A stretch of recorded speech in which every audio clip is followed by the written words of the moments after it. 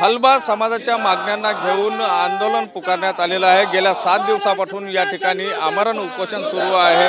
हे मात्र सरकारकडून कोणीही या ठिकाणी भेट दिली नाही। त्यामुळे आज नाईक तलावामध्ये जलसमाधी आंदोलन करण्याचा इशारा जो आहे तो हलबा समाजाकडून देण्यात आलेला आहे। आणि आता या ठिकाणी उपोषणाच्या ठिकाणावरून जे आहे ते आता सगळे कार्यकर्ते नाईक तलावाकडे निघत असल्याचं चित्र आपल्याला पाहायला मिळते। आपण त्यांच्याकडून काय नेमक्या मागण्या आहे तुमच्या की तुम्ही आज जलसमाधी आंदोलन करताय? आजचा जो कार्यक्रम आहे आमच्यावर महाराष्ट्र शासनाने या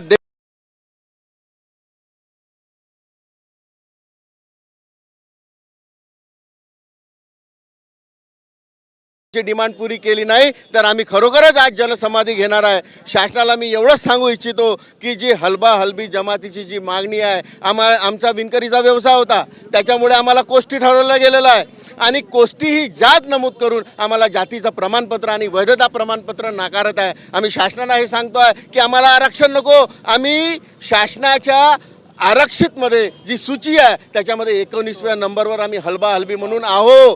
शासनाला कान उघडून सांगून देतोय की आम्हाला आरक्षण नको, आमचं जे हक्क आहे जे कोष्टी या व्यवसायवाचक शब्दामुळे तुम्ही आम्हाला नाकारताय ते हलबा हलबी सिनानी जलसमाधीचा तुम्ही जो आज आंदोलन पुकारलेलं आहे जलसमाधी जलसमाधी याच्यासाठी की या शासनाने आम्हाला जिवंतपणे मारलेला आहे, त्याच्यामुळे आम्ही विचार केला की या शासनाच्या हातातून मरण्यापेक्षा आज आम्ही जलसमाधी घेऊन मरू हे आम्ही डिसाईड केलेलं आहे। आणि पुन्हा एकदा सांगतो की 76 मध्ये जो क्षेत्रबंधन रद्द झाला त्या क्षेत्रबंधनच्या आधारावर रद्द झाल्यानंतरचे पुरावे ग्राह्य धरून आम्हाला जातीचं प्रमाणपत्र आणि वैधता प्रमाणपत्र द्यावा। या मायबाप सरकाराला मी या आंदोलनाच्या माध्यमातून सुचवतो, जर यांनी आमची मागणी पूर्ण केली नाही तर या महाराष्ट्र शासनाला मी सुचवित इच्छितो की जर तुम्ही आमची मागणी केली नाही तर हे आमरण उपोषण हटणार नाही आणि आमचा जीव जरी गेला तरी आम्ही इथून हटणार नाही। आणि मी पोलीस प्रशासनाला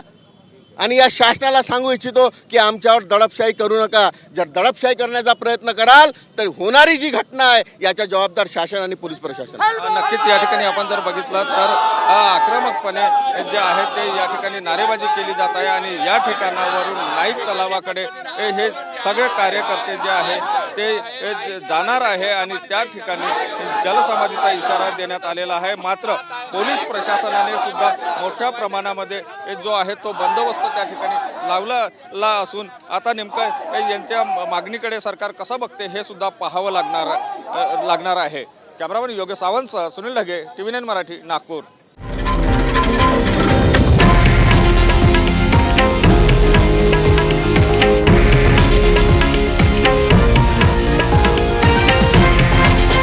हे आहे देशातील नंबर 1 न्यूज नेटवर्क आणि आपण पाहत आहात TV9 मराठी, एकमेव।